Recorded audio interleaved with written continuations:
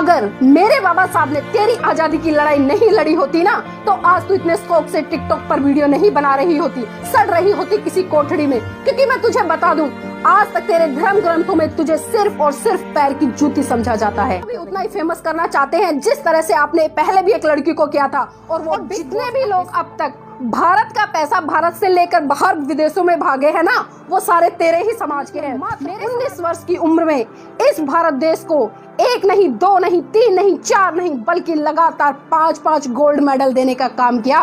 तो तुझे बता दूं, अगर वहाँ पर परीक्षा होने लग जाए ना मंदिरों में बैठने की, तो तुम जैसे ना एक भी वहाँ पर दिखाई नहीं देगा। सारे के सारे की तो इतनी हिम्मत भी नहीं हुई थी कि समानता का अधिकार स्थापित करते हुए राम से ही सवाल पूछ लेती कि 14 वर्ष में बाहर रही हूं, 14 वर्ष तेरे धर्म ग्रंथों ने तुझे कौन सा अधिकार दिया है? तुझे अधिकार दिया है जलील होने का, तुझे अधिकार दिया है नीच होने का, तुझे अधिकार दिया है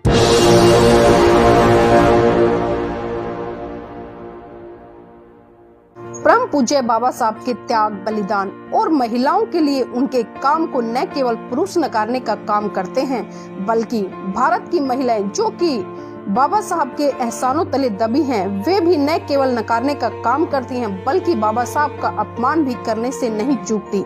इसलिए ऐसे सिरफिरे और भटके हुए जातिवादी मानसिकता से लबालब लोगों को समझाने के लिए उस समय के अखबारों में व्यंग्य के रूप में छपे हुए कुछ कार्टून यहाँ प्रस्तुत कर रहे हैं।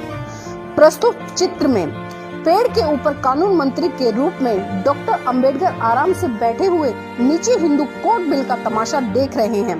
एक महिला जिसने काला चश्मा लगाया हुआ है, वह अपने वृद्ध पिता को पेड़ से बांधकर कागज पर जबरदस्ती लिखवाना चाह रही है कि मुझे तुरंत अपनी संपत्ति में से आधा हिस्सा दो।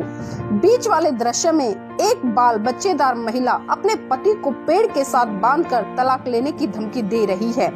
अंतिम चित्र में एक आधुनिक महिला एक व्यक्ति से कह रही है कि मेरे साथ बिना दहेज लिए शादी कर। इस महिला के हाथ में भी एक रस्सी दिखाई गई। जैसे महिला की बात न मानी गई तो उसे भी रस्सी से बांध दिया जाएगा। इस कार्टून के माध्यम से जहां हिंदू कोड बिल को बदनाम करने का कुत्सित प्रयास किया गया है, वही दहेज प्रथा का औचित्य भी सिद्ध करने का घृणित प्रयास गौरतलब है।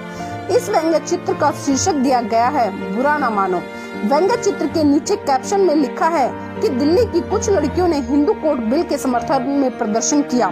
नारी समाज के समर्थन में हिंदू कोड बिल को किस प्रकार कुचला गया, यह कार्टून इस तथ्य की मुंह बोलती तस्वीर है। और यह व्यंग्य चित्र ट्रिब्यून नाम के अंग्रेजी दैनिक समाचार पत्र में प्रकाशित हुआ था। इसमें दर्शाया गया है कि किस प्रकार बाबा साहेब डॉक्टर अंबेडकर हिंदू पतित महिला को पोंगा पंडा पुरोहित वर्ग के चंगुल से बाहर खींचकर प्रगति पथ के शिखर पर चढ़ाना चाहते हैं और नारी जाति के अधिकारों के विध्वंसक प्रतिक्रांतिवादी रूपी दक्यानूसी पंडा पुरोहित किस प्रकार महिला शक्ति को अपमानित करते हुए किस तरीके से बलपूर्वक नीचे की ओर खींच रहे हैं। और इस व्यंग्य चित्र में दिखाया गया है कि किस प्रकार एक मोटा ताजा ब्राह्मण हाथ में डंडा लेकर एक दुर्बल बेसहारा महिला के हाथ पैर बांधकर उसे अपने पैरों तले रौंद रहा है। बाबा साहेब हिंदू कोड बिल हाथ में लेकर उस महिला की मदद को आगे आ रहे हैं, यानी वे हिंदू कोड बिल की सहायता से ब्राह्मणी व्यवस्था द्वारा प्रताड़ित महिला जाति को अधिकार संपन्न करके उसका छीना गया सम्मान उसे पुनः उपलब्ध कराना चाहते हैं। जबकि मोटा ताजा आताताई ब्राह्मण हाथ में डंडा लेकर Baba Saheb doctor Ambedkar Hindu code bill आंदोलन को रोकने के लिए कह रहा है। इस व्यंग्य चित्र में रूढ़िवादियों की नारी विरोधी गतिविधियों का और डॉक्टर अंबेडकर की महिलाओं के उद्धार के लिए हिंदू कोड बिल के महत्व का ज्ञान होता है। और इस व्यंग्य चित्र का भावार्थ भी बहुत कमाल का है। चित्र में doctor Ambedkar Hindu code bill की प्रतीक भारतीय नारी को एक बालिका के रूप में हाथ पकड़कर चलते हुए यानी मार्गदर्शक करते हुए दिखाया गया है, जबकि पुरातन पंथी प्रतिक्रांतिवादी तत्व ब्राह्मण को एक दीवार की आड़ में हिंदू कोड बिल रूपी बालिका के प्राण लेने के लिए कुल्हाड़ी हाथों में लिए कुठाराघात करने के लिए दीवार की ओट में छिपकर खड़ा हुआ दिखाया गया है। मगर इस ब्राह्मण को यह नहीं पता कि उसके ऊपर दो महिलाएं भी उसका काम तमाम करने के प्रयास में लोहे का एक बहुत बड़ा खंड गिराने को तत्पर हैं। यानी इस चित्र में महिलाओं को ही हिंदू कोड बिल का विरोध सफल नहीं होने देने के भाव को बखूबी दर्शाया गया है।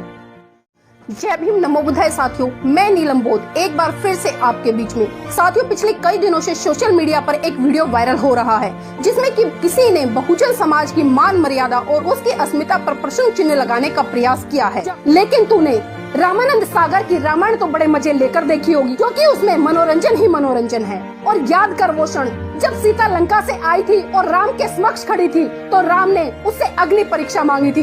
अरे उस सीता की तो इतनी हिम्मत भी नहीं हुई थी कि समानता का अधिकार स्थापित करते हुए राम से ही सवाल पूछ लेती कि 14 वर्ष मैं बाहर रही हूँ तो 14 वर्ष तुम भी बाहर रहे हो, तुम भी अग्नि परीक्षा दो। ये शब्द सीता ने उस समय इसलिए नहीं बोले क्योंकि अधिकार शब्द उस समय तुम्हारे धर्म ग्रंथों में था ही नहीं और स्त्री के तो कोई अधिकार थे ही नहीं। और मैं तुझे बताती हूँ कि उसके बाद राम ने सीता को क्या शब्द कहे। भद्रे, युद्ध भूमि में शत्रु को पराजित कर मैंने तुम्हें उसके चंगुल से छुड़ा लिया। पुरुषार्थ के द्वारा जो कुछ किया जा सकता था वो मैंने किया। अपने तिरस्कार का बदला चुकाने के लिए मनुष्य का जो कर्तव्य है वह सब मैंने अपने मान की अभिलाषा को रावण के वध के द्वारा पूर्ण किया। तुम्हारा कल्याण हो।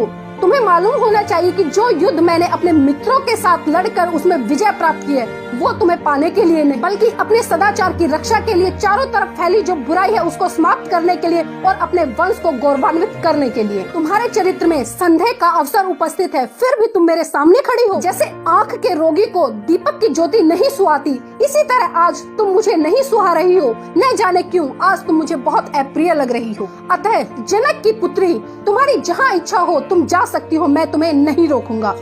भद्रे, चारों दिशाएं तुम्हारे लिए खुली हुई हैं। आज से मेरा तुम्हारा कोई संबंध नहीं है, तुम जा सकती हो। ऐसा कौन सा कुलीन पुरुष होगा जो तेजस्वी होकर भी और यह जानते हुए भी कि यह स्त्री किसी दूसरे के घर में रही है, भले वो पहले मेरे साथ में अच्छे व्यवहार में रही हो, लेकिन अब तो नहीं। रावण तुम्हें अपनी गोद में उठा ले गया और तुम पर बुरी नजर डाल चुका है, तो ऐसे में मैं कैसे अपने कुली वंश में तुम्हें ग्रहण कर सकता हूँ। और जिस उद्देश्य से मैंने तुम्हें जीता था वो सिद्ध हो गया और मेरे वंश का कलंक धुल गया।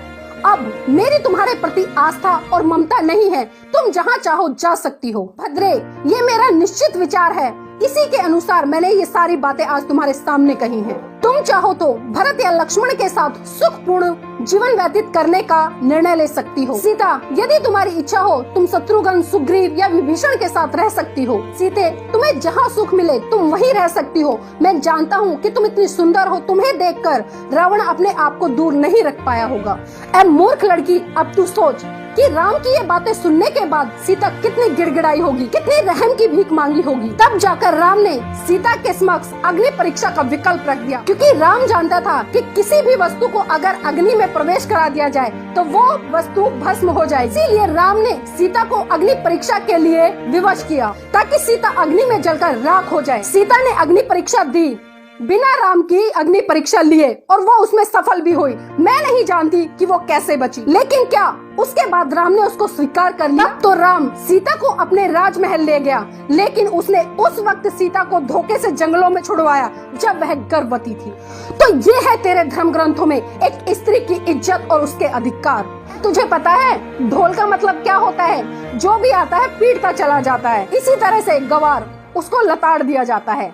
तो अब खुद तू सोच कि तेरी तुलना पशु, ढोल और गवार से की गई। तो मैं पूछना चाहती हूँ कि तू पशु है, तू ढोल है या तू गवार है?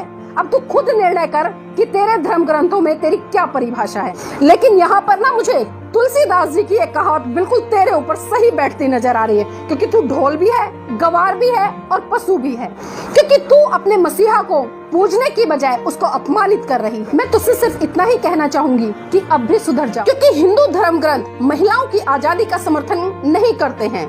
उस समय धर्म के ठेकेदारों ने रूढ़िवादी महिलाओं को ये समझा दिया था कि वो अंबेडकर हिंदू कोड बिल के माध्यम से तुम्हारे धर्म को भ्रष्ट करने का काम कर रहा है। अगर धर्म ही नहीं बचा तो ये जीवन बेकार है। और इतना ही नहीं, उस समय डॉक्टर राजेंद्र प्रसाद देश के राष्ट्रपति थे और एक रूढ़िवादी सोच वाले व्यक्ति थे।